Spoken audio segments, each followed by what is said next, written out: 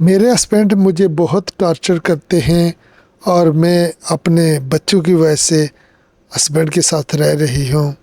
ये सवाल सिर्फ आपका ही नहीं बल्कि बहुत सारे लोगों का ये सवाल है जो बग़ैर प्यार वाली ज़िंदगी में रह रहे हैं और उसको सह रहे हैं, यानी कि लवलेस जो लाइफ है उसको गुजार रहे हैं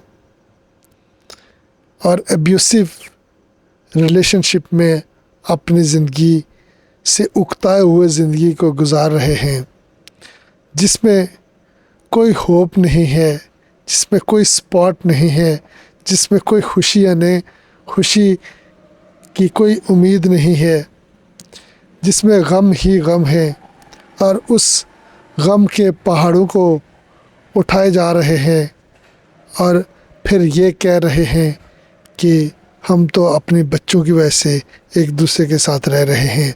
सेम इसी तरह जो हस्बैंड वाइफ से टॉर्चर होते हैं उनके लिए भी सेम यही सेंटेंस में यूज़ करूँगा कि वो भी अपने बच्चों की वजह से रह रहे हैं। तो यहाँ थोड़ा सा मैं मेडिकली भी इस पॉइंट ऑफ व्यू को क्लैरिफाई करूँगा कि आपने ऐसे एब्यूसिव और ऐसे टॉक्सिक रिलेशनशिप को कैसे डायग्नोस करना है, कैसे ये पता करना है और उसके बाद फिर इसकी ट्रीटमेंट और इसकी मैनेजमेंट क्या है, इसको क्या मैनेज कैसे करना है, क्या सारी ज़िंदगी ऐसे ही रहना है या कि फिर आपने इसको मैनेज भी करना है। आप अगर एक ऐसी शादी में हैं जो नाखुश है तो रिसर्च के मुताबिक आप एक ऐसी शादी में हैं। देखें, डाइवोर्स एक बहुत बड़ा देखें डाइवोर्स की अगर बात की जाए तो उससे इंसान की ज़िंदगी डिसरप्ट हो जाती है, रिन्यूड हो जाती है पूरी लाइफ। लेकिन दूसरी तरफ रिसर्च ये कहती है कि जो नाखुश रहने वाले लोग हैं उनकी लाइफ से जो कैपेबिलिटी और एबिलिटी जो है ना वो ख़त्म हो जाती है और फिर वो एक ऐसे स्टेज पर पहुंच जाते हैं जहां सुसाइड्स अटेम्प्ट्स और फिर डिनाइल लाइफ का स्टेट जो है ना वो शुरू हो जाता है। थोड़ा सा यहाँ मैं ऐड ऑन करता हूँ कि ऐसा क्यों होता है, कौन से लोग हैं जो इस तरह बच्चों की वजह से रह रहे होते हैं, उस टॉक्सिक रिलेशनशिप को सह रहे होते हैं। बेसिकली ये वो लोग होते हैं जो फाइनेंशियली डिपेंडेंट होते हैं एक दूसरे के ऊपर और साइकोलॉजिकली भी डिपेंडेंट होते हैं और सोशली भी डिपेंडेंट होते हैं और यानी कि वो कुछ कर नहीं पाते। उनको पता है कि अगर यहाँ से हम गए हैं तो फिर हमारा कोई पुरसाने हाल नहीं होगा, तो बेहतर यही है कि इसी ज़िंदगी को जीला जाए और इसी ज़िंदगी में जो है ना वो अमीन किया जाए और इसी को कंटिन्यू किया जाए। जो जहर आलूद ज़िंदगी है उसी को ही कंटिन्यू कर देते हैं और अपनी एक खूबसूरत ज़िंदगी को तबाह करने पर मजबूर हो जाते हैं और एक ऐसे इंसान के साथ रहना पसंद करते हैं जो उनको पसंद भी नहीं है। बेसिकली टॉक्सिक रिलेशनशिप ये है कि जो इंसान आपको पसंद नहीं है आप उसी के साथ ज़िंदगी गुजार रहे हैं, जिसके साथ आपको बात करने का मन नहीं कर रहा है उसी के साथ आप बात कर रहे हैं, जिसके साथ सुबह आपको चाय पीने का दिल नहीं कर रहा है उसी के साथ आप चाय पी रहे हैं, जिसके साथ शामें गुजारने को दिल नहीं कर रहा है उसी के साथ वो शामें गुजार रहे हैं। तो इसको कहते हैं टॉक्सिक रिलेशनशिप। जो रिश्ते आपको गम दें, जो रिश्ते आपको सुख देने के बजाय दुख दें, जो रिश्ते आपको खुशी देने के बजाय गमी दें, तो क्या उन रिश्तों में रहना चाहिए? बुज़ुर्ग तो ये कहते हैं कि आप अपने बच्चों की खातिर शादी को कंटिन्यू रखें और उसी जगह को कंटिन्यू रखें जहां आपकी शादी हुई है। क्योंकि आपके बच्चे हो गए। तो सवाल ये पैदा होता है कि वो तो अडल्ट हैं, वो तो ऐसे सर्कमस्टांसेस और ऐसे सिनेरियो में ज़िंदगी किसी न किसी तरह गुजार रहे हैं, लेकिन जो बच्चे हैं वो इमैच्योर हैं, उनके ब्रेन इक्विप्ड नहीं है। उनके ब्रेन को आप क्या सिखा रहे हैं, उन बच्चों को आप क्या सिखा रहे हैं, क्या लर्न कर रहे हैं वो बच्चे। वो जब बड़े होंगे तो उनकी पर्सनालिटी डिसऑर्डर्स होंगे, उनमें डिसीजन मेकिंग पावर नहीं होगी, उनमें सेल्फ कॉन्फिडेंस की डेफिशिएंसी होगी। वो बच्चे प्रॉपरली सोसाइटी को फेस नहीं कर पाएंगे, क्योंकि वो नेग्लेक्ट हुए हुए बच्चे हैं। वो सोसाइटी को फेस नहीं कर पाएंगे क्योंकि उनमें वो पर्सनालिटी डिसऑर्डर आ चुका है, जिस पर्सनालिटी डिसऑर्डर की वजह से वो सोसाइटी को फेस नहीं कर सकते हैं। जी, बड़े बुज़ुर्गों ने तो ये कहा है कि जहाँ आपकी शादी हुई है वहाँ आप बच्चों की खातिर रहें। ज़रूर रहना चाहिए बच्चों की खातिर, लेकिन मीनिंगफुल शादी में रहना चाहिए। जो रिस्पेक्टेड लाइफ हो वहाँ रहना चाहिए। याद रखें कि अब मैं सॉल्यूशन की तरफ आता हूँ, तो सॉल्यूशन की तरफ जाने से पहले मैं थोड़ा सा आपको एक और बात बता दूँ कि शादी की जो बेस होती है वो रिस्पेक्ट के ऊपर डिपेंड करती है, क्योंकि जो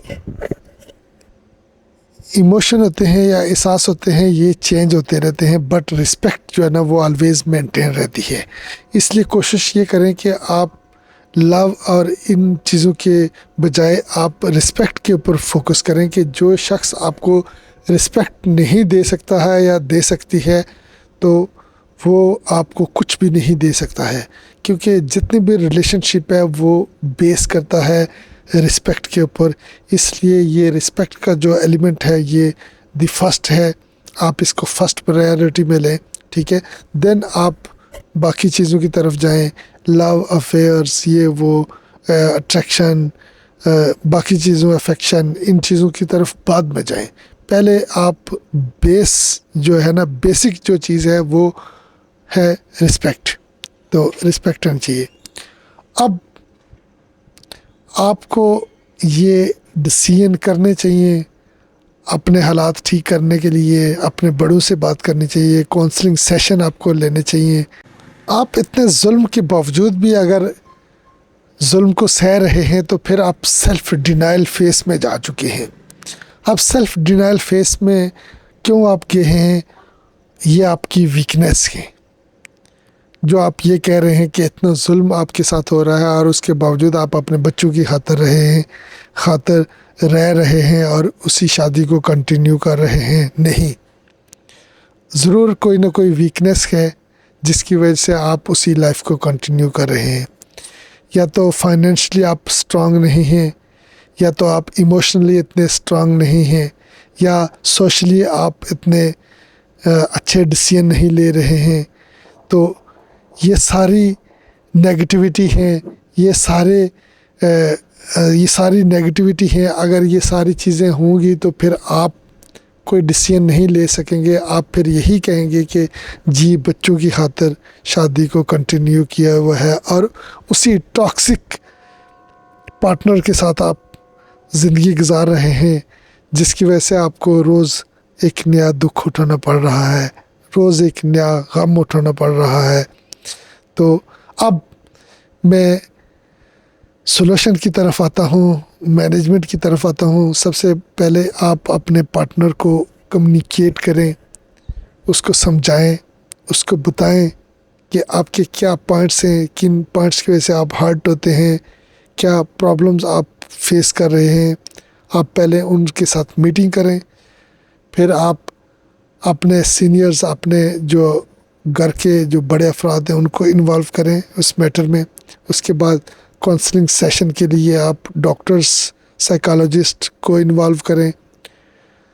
देन अगर ये सारी चीज़ें नहीं होती हैं तो लास्ट पर जो ऑप्शन है वो ये है कि मेडिकल टर्मिनोलॉजी भी मैं बताने लगूँगा और मेडिकली मैनेजमेंट भी आपको बताने लगूँगा। लास्ट पर ये ऑप्शन है कि अगर आपने अपनी तरफ से दी बेस्ट कर लिया है उसके बावजूद भी आपकी लाइफ सेटल्ड आने का नाम नहीं ले रही है, तो फिर आपके पास एक खूबसूरत ऑप्शन ये है कि उस शख्स को छोड़ दीजिए जिस शख्स के पास आपके लिए कुछ नहीं है, जो आपको गम के अलावा कुछ नहीं दे सकता, जो आपके सुबह शाम ख़राब कर रहा है और आपकी एबिलिटी, आपकी कैपेबिलिटी को ख़राब कर रहा है, आपसे जीने का सुख छीन रहा है, तो फिर उस शख्स को छोड़ दीजिए। बराए मेहरबानी उस शख्स को छोड़ दीजिए।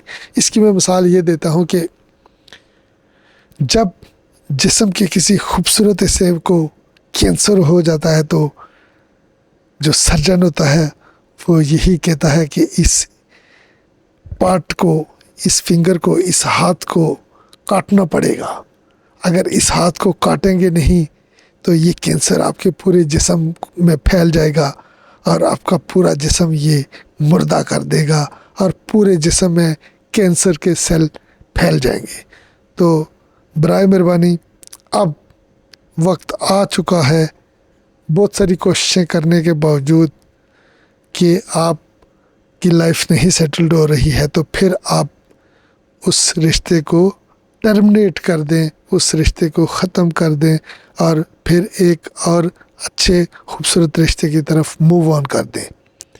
आपकी लाइफ यहाँ एंड नहीं हो जाती है, किसी एक पर्सन के ऊपर आपकी लाइफ का एंड नहीं है। आप मूव ऑन करें, आप अपनी वरीज़ को, अपने इमोशंस को थोड़ा कंट्रोल करें, आप मेडिटेशन करें, आप प्रेयर करें, खुदा से दुआ करें और मूव ऑन करें, क्योंकि एक यही रास्ता आपके पास बचा है, बाकी आपके पास कोई रास्ता नहीं है। इसलिए अपना और अपने प्यारों का ख्याल रखिएगा। अल्लाह हाफिज़।